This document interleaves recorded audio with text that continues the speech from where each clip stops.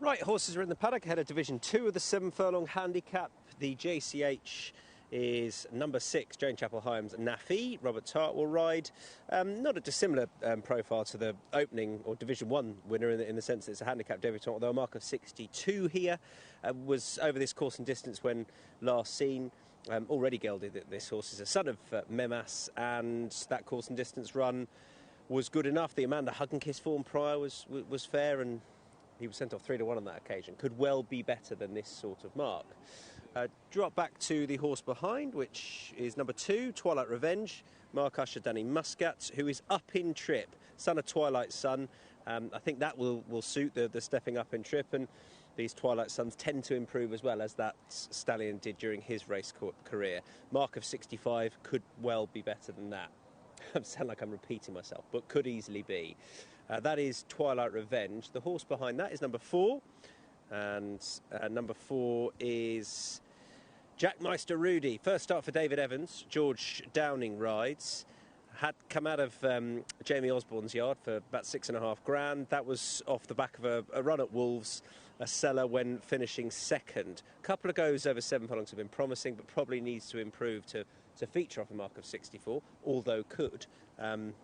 Looks a strong enough son of Churchill, though not the biggest. Number 7 is behind. That's Live Lucky for Ollie Stammers and Charlie and Mark Johnson. Was at Southwell last time when 4th, sent off joint favourite on that occasion. They have, I mean, he's 0 from 9, but she has shown little bits of promise, so I wouldn't want to rule her out, certainly. Drop back to number 9, who is behind, and that is the Daughter of a Day, Connie's Rose, Grace Harris. First go for Grace Harris. Luke Morris rides, has come out of William Jarvis's yard, just hasn't shown a huge amount. First go for a new team, could bring about a bit of improvement, but it definitely needs to. Number 3 is behind, and that is Night Traveller for Joey Haynes and Chelsea Banham. Another handicap debutant off a mark of 65, Daughter of Night of Thunder. She was over the mile last time. Can see on pedigree why they tried that. It was the 5th over course and distance on debut, which is probably the most promising, won 100-1. Just didn't really kick on from that, but maybe they had her with their handicaps in mind. And behind her is Above It All. Blinkers for the first time for horse number 8. Tom Marquand rides for Ed Walker. Is a son of Kodiak. Was only beaten a length, but 4th at Southwell last time. One of those profiles where there has been lots of promise, has sort of progressed from 5 to 6 to 7. Actually thought 7 would suit in handicaps more than it has on the face of it. Blinkers might just bring about a little bit of improvement. Who haven't we done? Have we done number 1, Simply Gorgeous? Tyler Hurd, William Stone. Tyler Hurd claims 5 for William Stone. First go for the yard, having come out of Richard Fahey's. There was promise early on, but definitely didn't kick on from that. It was 8-1 on debut at Redcar over 6 furlongs. But if you compare that to the start last time, that was on handicap debut. She was just a bit disappointing. She's a daughter of Time Test, who, well, is off 69 again, which might seem a bit harsh on the face of it. And I'm not sure we've done number 5. Accelerando, Marco Ghiani, Stuart Williams. Stuart Williams just leading Marco Ghiani over to get on board this Daughter of No Nay Never. Tried 6 here last time when not beaten too far. If she can see out this trip, I think there's enough encouragement to suggest she will. Then she should be on the premises. I guess the fact that she's a bit lower down the betting than some of the others is because she's not one of those handicap debutants. But we know she's capable of this sort of mark.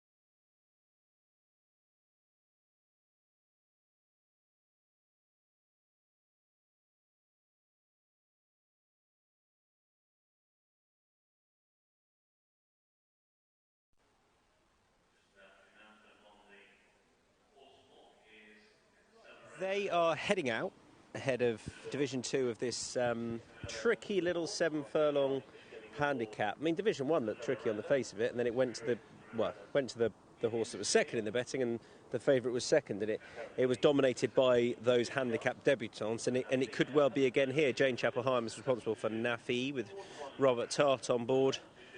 The Wolves saw him a couple of starts ago is decent when he was sent off at 3-1, and he was then 20-1 for a last start in novice company. I guess the plus there is that there was an absence, and then he's here off the back of just 3 weeks off, so that is definitely a good thing. There's Above It All with blinkers on for the first time. I think that makes him interesting. On sort of pure profile, I'd be more interested in the handicap debutants, but then you throw in the fact they got blinkers on board for the first time, and he has shown a bit, so I wouldn't rule him out. I'm not going to fix my colours to any mast here because I think it's too tricky. Night Traveller has shown enough, certainly on that debut, to suggest a mark of 65. Could be within her grasp for Chelsea Bunham and Joey Haynes, but if you just go purely on that last start, it wasn't too promising, but then that was over the mile as well, so a drop back in Trip May suit. Twilight Revenge for Mark Usher and Danny Muscat, again, has shown enough, probably on that debut, to suggest that he can make his presence felt off 65. I do think he will improve this year. These Twilight Suns really tend to, and I think the step up in trip is going to be a plus for Twilight Revenge as well. Just having a... So there is plenty of speed in that pedigree. Just what we've seen on track, I think that I think he'll improve for it. Accelerando is in there, who we have seen in a couple of handicaps, a good few of them actually. The pick of her form suggests that she should be thereabouts sort of for mark of 64, but she does lack consistency, and they're trying 7 furlongs here. Last time she did keep on, but not as promisingly as some of the others in the field, so we'll see how she handles the 7. It is a tough little race. I suppose it's also worth pointing out that those that have been on the front end so far have dominated, so you want something with a bit of gate speed. Wouldn't really want Nafi to be missing it out of 2. That wouldn't be ideal, but the fact that he's had that recent start is a good thing, and he could definitely be better than a mark of 62. So they're loading up. They're going forward. He's Above It All with the blinkers on board for the first time. I think Tom Markham wanting to get out and get handy. And that is Accelerando for Marco Ghiani and Stuart Williams. Brilliant season they had last year, in particular the man in the cell. Oh, no, that was Accelerando, actually. I think that was Connie's Rose, looking at the fact that it was Luke Morris on board. He's been on the score sheet already. Just a few more to go forward. Live Lucky's being tricky.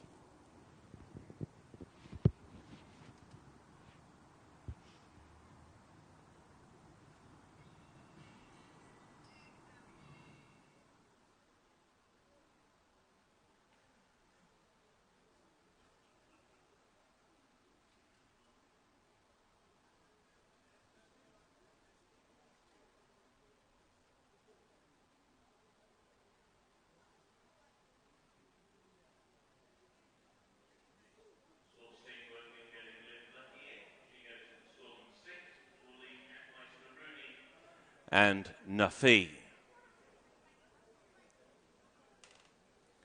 Jackmeister Rudy moving forward now to stall 4. Nafi into stall number 2 to complete the lineup for Division 2 of this Unibet sponsored handicap for 3-year-olds. They're in the gate. And they're off. Taken back from a wide draw is Simply Gorgeous. Pushing forward is Live Lucky towards the outside of Nafi, and those are the first 2 early. With towards the inside rail, Night Traveller.